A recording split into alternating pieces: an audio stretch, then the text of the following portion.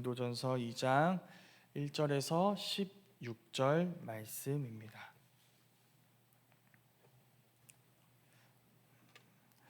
제가 한 절, 성도님들이 한 절 교독하고 마지막 절을 합독하도록 하겠습니다. 제가 먼저 읽겠습니다. 형제들아, 내가 너희에게 나아가 하나님의 증거를 전할 때에 말과 지혜의 아름다운 것으로 아니하였나니, 내가 너희 중에서 예수 그리스도와 그가 십자가에 못 박히신 것 외에는 아무것도 알지 아니하기로 작정하였음이라. 내가 너희 가운데 거할 때에 약하고 두려워하고 심히 떨어노라. 내 말과 내 전도함이 설득력 있는 지혜의 말로 하지 아니하고 다만 성령의 나타나심과 능력으로 하여, 너희 믿음이 사람의 지혜에 있지 아니하고 다만 하나님의 능력에 있게 하려 하였노라. 그러나 우리가 온전한 자들 중에서는 지혜를 말하노니 이는 이 세상의 지혜가 아니요 또 이 세상에서 없어질 통치자들의 지혜도 아니요 오직 은밀한 가운데 있는 하나님의 지혜를 말하는 것으로서 곧 감추어졌던 것인데 하나님이 우리의 영광을 위하여 만세 전에 미리 정하신 것이라. 지혜는 이 세대의 통치자들이 한 사람도 알지 못하였나니, 많이 알았더라면 영광의 주를 십자가에 못 박지 아니하였으리라. 기록된 바 하나님이 자기를 사랑하는 자들을 위하여 예비하신 모든 것은 눈으로 보지 못하고 귀로 듣지 못하고 사람의 마음으로 생각하지도 못하였다 함과 같으니라. 오직 하나님이 성령으로 이것을 우리에게 보이셨으니 성령은 모든 것 곧 하나님의 깊은 것까지도 통달하시느니라. 사람의 일을 사람의 속에 있는 영 외에 누가 알리요? 이와 같이 하나님의 일도 하나님의 영 외에는 아무도 알지 못하느니라. 우리가 세상의 영을 받지 아니하고 오직 하나님으로부터 온 영을 받았으니, 이는 우리가 하여금 하나님께서 우리에게 은혜로 주신 것들을 알게 하려 하심이라. 우리가 이것을 말하거니와 사람의 지혜가 가르친 말로 아니하고 오직 성령께서 가르치신 것으로 하니, 영적인 일은 영적인 것으로 분별하느니라. 육에 속한 사람은 하나님의 성령의 일을 받지 아니하나니 그에게는 어리석게 보이며 또 그는 그것들을 알 수도 없나니, 그러한 일은 영적으로 분별되기 때문이라. 신령한 자는 모든 것을 판단하나 자기는 아무에게도 판단을 받지 아니하느니라. 누가 주의 마음을 알아서 주를 가르치겠느냐? 그러나 우리가 그리스도의 마음을 가졌느니라. 아멘. 살아계신 하나님의 말씀입니다. 정치와 관련된 여러 유명한 격언 중에 오늘 말씀과 좀 어울리는 것이 있다면 그건 아마도 권력은 공백을 허용하지 않는다라는 말일 것입니다. 어떤 말인지 이해가 되시나요? 그 권력을 행사하는 여러 시스템이나 정치적인 구조, 사회적 제도 등등은 나라마다 지역마다 다양할 수 있지만 어느 인간 사회에서나 권력이라는 것은 존재한다는 것입니다. 그 권력 대신에 계급을 넣는다면, 그래서 계급은 공백을 허용하지 않는다라는 문장이 된다면, 이 문장은 오늘 말씀의 배경이 되는 고린도의 세계관을 설명하는 말이 될 것 같습니다. 우리가 계속 살펴보고 있는 이 고린도전서는 바울이 고린도 교회에 보낸 편지입니다. 이 편지가 도착한 고린도라는 지역의 가장 대표적인 문화는 영예 혹은 명예 문화입니다. 덜 명예로운 것이 있고 더 영예로운 것이 있습니다. 덜 영예로운 자리에서 더 영예로운 자리로 올라가려면 갖춰야 하는 여러 요소들이 존재합니다. 그 요소를 갖춰서 끊임없이 더 높아지고 더 명예로워지기 원하는 삶이 바로 고린도의 삶이었습니다. 그 고린도 교회의 문제는 바로 그 고린도의 문화가 교회 안까지 들어왔다는 사실입니다. 그러면 어떻게 될까요? 교회 안에서 누가 더 높은가? 누가 더 위대한가를 두고 싸우게 됩니다. 그 한 가지 예를 우리가 앞서 살펴본 적이 있습니다. 파를 나눴습니다. 바울파, 아볼로파, 게바파, 그리스도파로 나뉘어서 서로 자신의 파가 더 수준 높은, 더 우월한 집단이라고 주장하며 다퉜던 것이죠. 고린도전서 뒷부분에 가면 은사 얘기가 나옵니다. 고린도 교회에게 은사란 무엇이었을까요? 교회를 섬기기 위한 하나님의 선물이 아닙니다. 교회에서 더 높임받고 더 인정받기 위한 수단이며 도구입니다. 그래서 어떤 은사가 더 신령한가, 어떤 은사가 더 천상적이고 우월한 것인가로 그들은 논쟁합니다. 이 가운데서 정작 그들이 진짜 힘을 쏟아야 하는 거룩함, 온전한 가정 생활, 서로를 향한 사랑, 복음 안에서 서로를 위해 섬기고 헌신하며 한 공동체를 이루는 것 등등은 잃어버리고 맙니다. 그런 이들에게 바울은 오늘 말씀 바로 앞부분에서 복음이 무엇인지, 고린도로 대표되는 이 세상이 추구하고 바라는 것과 복음이 추구하는 것은 무엇이 어떻게 다른지에 대해서 이야기했습니다. 그리고 오늘 말씀에서 바울은 그 자신이 이야기한 복음을 따르는 자신의 삶에 대해서 이야기합니다. 고린도 교회가 직접 봤던 그 모습입니다. 바울이 고린도에 머물렀을 때, 고린도의 복음을 전해서 고린도 교회가 세워지고 설립되는 그때 보였던 그 모습에 대해서 얘기하는 것이죠. 이게 무슨 의미일까요? 바울에게 복음은 그저 말뿐인 것이 아니었다는 것을 의미합니다.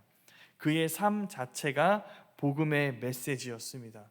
고린도 교회는 그걸 보았습니다. 그래서 내가 보지 못했다, 내가 알지 못한다, 나와 상관없는 얘기다라고 부인할 수 없고 모른 척할 수 없습니다. 그 말씀이 오늘 우리에게 이렇게 도전합니다. 우리는 복음을 잃어버린 자들에게, 또 변질된 복음을 붙잡고 있는 자들에게 다시 복음을 전하며 다시 복음을 이야기할 수 있는 그 복음에 합당한 삶이 있습니까? 그들과 고린도와 똑같은 고린도에 살지만, 똑같이 사는 것 같지만 그들과 전혀 다른 모습으로, 전혀 다른 것을 위해 살아가는 모습이 우리에게는 있는가? 바울이 지금 우리에게 그것을 묻고 있는 것입니다. 언제나 그렇듯이 말보다 삶이 정직합니다. 복음은 우리의 입술을 넘어 우리의 가슴에 내려와 우리의 삶으로 나타나야 합니다. 성경에서 이건 어떤 특별한 그리스도인, 무슨 위대한 그리스도인의 삶이 아니라 지극히 평범한 그리스도인의 삶이라고 이야기합니다. 그래서 그건 우리에게도 마찬가지여야 합니다. 그리스도인이 복음을 따르는 삶을 사는 것은 특별한 것이 아닌 평범한 것임을 오늘 우리는 기억해야 합니다. 그래서 그런 삶은 그냥 특별한 누군가의 것일 뿐이야, 나와는 상관없는 것이야가 아니라 그건 나의 것이어야 한다. 그건 모든 그리스도인이 살아가야 될 삶의 모습이며 내가 살아가야 할 삶의 모습이다라는 것을 우리가 기억해야 할 것입니다. 오늘 말씀에서 바울이 먼저 이야기하는 것은 지혜에 대한 이야기입니다. 1절과 2절 말씀에서 이런 얘기를 했습니다. 내가 너희에게 복음을 전했던 모습은 말과 지혜의 아름다운 것이 아니었다. 그때 나는 예수 그리스도와 그가 십자가에 못 박히신 것 외에는 아무것도 알지 않기로 작정했다, 이렇게 얘기합니다. 그리고 뒤에 이제 사람의 지혜로운 것으로 말하는 것이 아니라, 설득력 있는 것이 아니라 성령의 능력으로 너희가 믿게 된 것을 알기 원했다, 이런 얘기를 합니다. 먼저 이 말씀이 의미하지 않는 것부터 이야기를 해야 할 것 같습니다. 바울의 이 말은 바울이 전하는 복음이 비이성적이라거나 앞뒤가 맞지 않는다거나 논리적 비약이 있고 근거 없는 얘기라는 말이 아닙니다. 사람이 지혜로 하지 않았으니까 이거 지혜로운 말이 아니었구나, 그냥 자기가 그냥 기세로 감정에 벅차서 그냥 자기가 하고 싶은 말을 했던 논리적이지는 않은 말이구나, 그 얘기가 아닙니다. 바울의 바울의 복음이 고린도가 추구하는 것과 전혀 다르다는 것을 이야기하는 것입니다. 복음은 고린도의 세계관, 가치관과 다릅니다. 그래서 다르기 때문에 추구하는 삶과 그 삶의 목적지도 다릅니다. 그렇기 때문에 당연히 서로 그 다른 삶을 실현하기 위한 삶의 원리, 곧 지혜 역시도 다를 수밖에 없습니다. 먼저 고린도의 방향은 무엇인가요? 고린도는 끊임없이 위로 향합니다. 남들보다 더 가져서 더 높아지고 더 명예로워져 더 위대해지는 것을 추구하고 가치 있게 여깁니다. 그러려면 어떻게 해야 할까요? 여기에 대한 답, 그러려면 어떤 삶을 살아야 할 것인가에 대한 답이 바로 고린도의 꿈을 이루는 법, 바로 고린도의 지혜입니다. 어떻게 하면 더 높아질 것인가, 그 높아지는 법에 대한 이야기가 바로 고린도의 지혜입니다. 그러나 바울이 전했을 뿐만 아니라 추구하고 가치 있게 여기는 삶은 무엇일까요? 예수 그리스도와 그가 십자가에 못 박히신 것, 그 그리스도의 마음으로 끊임없이 그리스도께서 향하신 낮은 곳으로 나아가는 삶이 바로 복음이 추구하는 삶입니다. 그 삶을 어떻게 살아야 할 것인가에 대한 답이 바로 바울이 말하는 하나님의 지혜, 곧 십자가의 길입니다. 그러니까 너무 다른 것이죠. 고린도의 지혜는 어떻게 하면 높아질 수 있을까인데, 복음이 말하는 지혜는 어떻게 하면 그리스도를 따라 낮아질 것인가를 이야기하기 때문에 두 지혜가 향하는 방향이 다를 수밖에 없는 것입니다. 이 복음을 전하기 위해 바울은 일부러 고린도가 추구하던 화려한 수사, 말잔치들을 지양했습니다. 내가 얼마나 뛰어난 언변과 눈부신 언어로 이야기할 수 있는가를 과시하지 않았습니다. 최소한의 언어를 사용합니다. 자신만만하게 자기를 내세우는 모습이 아니라 두렵고 떨리는 모습으로 과장하지도 첨가하지도 않고 정갈하고 정확하게 복음과 그에 합당한 삶을 증거합니다. 그 복음을 보고 들음으로 고린도 교회가 세워졌지만, 고린도 교회가 다시 자기 영광을 생각하느라 하나님의 영광을 쫓지 않았을 때 바울은 다시 그때 그 순간으로 그들을 데려가는 것이죠. 바울은 하나님의 영광을 위해 자기의 영광을 생각하지 않습니다. 그것이 바울이 이야기하는 예수 그리스도와 그가 십자가에 못 박히신 것 외에는 아무것도 알지 않기로 작정했다. 내가 바로 복음에서 그 삶을 배웠다라고 말하는 그 삶입니다. 그 모습이 우리에게 질문합니다. 성도님들은 복음에서 그 삶에 대해 배우셨습니까? 온 세상이 내 이름을 빛내려 하고 내 욕심을 채우려 하고 그것을 위해 살아갑니다. 무서운 것은 교회 아니라고 그렇지 않으리라는 보장이 없다는 것입니다. 고린도 교회가 그렇게 하고 있습니다. 고린도와 교회가 만났을 때 그들은 교회가 아니라 고린도를 선택했습니다. 고린도의 방식으로 교회를 재배치, 재정의했던 것이죠. 그래서 우리가 앞에서 본 것처럼 하나님의 선물로 주신 은사와 그들에게 복음을 전하게 하기 위하여 보내신 그 모든 사도들과 교사들을 자기의 영광을 위한 도구로 사용하고 만 것입니다. 여기에 대한 처방은 무엇이 있을까요?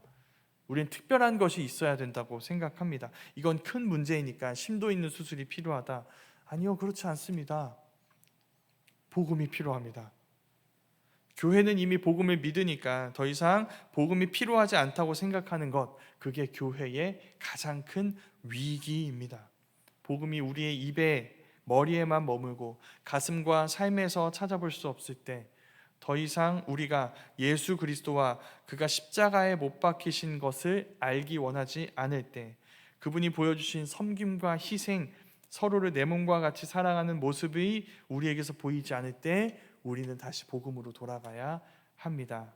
예수 그리스도를 따르는 삶, 바울이 배웠던 그 삶의 모습처럼 나의 영광이 아니라 하나님의 영광을 위하는 삶, 그것을 회복해야 하는 것이죠. 거룩하고 좋은 얘기입니다. 근데 사실 이 말을 놓고 본다면 사실 우리는 이 말씀이 좀 그렇게 쉽게 마음으로 믿어지거나 동의되지는 않습니다. 솔직히 우리 안에는 나의 영광을 버리고 하나님의 영광을 위해 사는 삶이 부당하게 느껴지는 마음이 있습니다. 그렇지 않나요? 왜 하나님은 그토록 우리가 아니라 자신이 빛나기를 원하실까요? 왜 그토록 우리 삶을 통해 자기가 높아지지 않는 것을 왜 이렇게 견디지 못하시는 걸까요? 그건 별로 선하고 거룩해 보이지 않는데요. 우리 보고 욕심 많다고 하시더니 하나님도 욕심 많은 거 아닌가요? 그래서 그렇게 우리의 모든 것으로 자기 이름을 높이기 위해 안간힘을 쓰시는 것 아닌가요? 거기에 대한 대답이 바로 7절 말씀입니다. 제가 7절 말씀 한번 읽어보겠습니다. 오직 은밀한 가운데 하나님의 지혜를 말하는 것으로서 곧 감추어졌던 것인데, 여기가 중요합니다. 하나님이 우리의 영광을 위하여 만세전에 미리 정하신 것이라. 자, 만세전에 감추어졌던 이 하나님의 지혜는 무엇을 위해 정해진 것인가요? 하나님이 우리의 영광을 위하여 만세전에 미리 정하신 것입니다. 네, 바로 이것입니다. 하나님은 그분의 영광으로 우리의 영광이 되시기를 원합니다.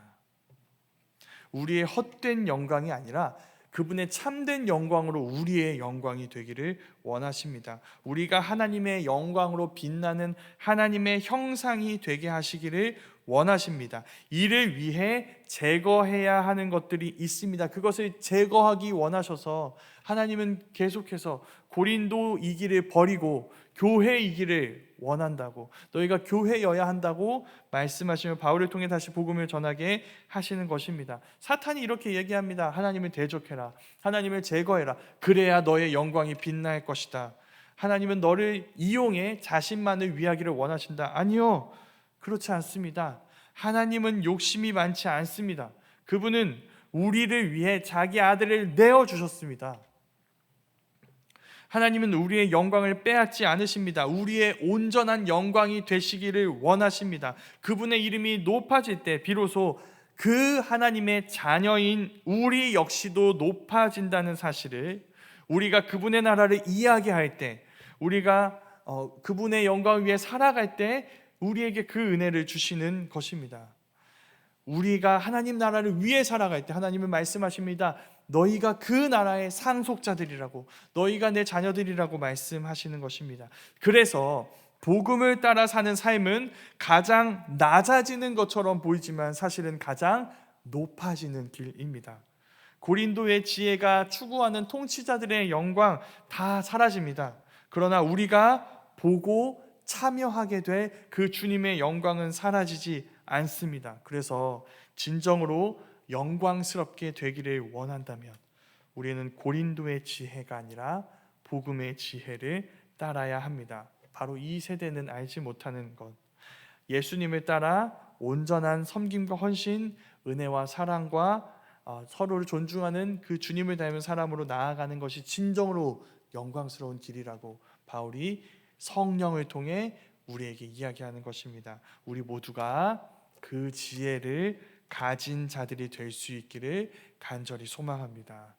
예수 그리스도의 십자가 안에서 우린 복음에 합당한 삶으로 나아가 섬김과 희생이라는, 사랑과 헌신이라는, 겸손과 존중이라는 그 복음에 합당한 삶을 회복하고 그것으로 서로를 섬기며 함께 영광스러운 길로 나아갈 수 있기를, 그래서 우리가 어디에서나 이 진정한 하나님의 지혜로 고린도를 변화시키는 교회로 세워져 갈 수 있기를 주님의 이름으로 축원합니다. 아멘. 우리 시간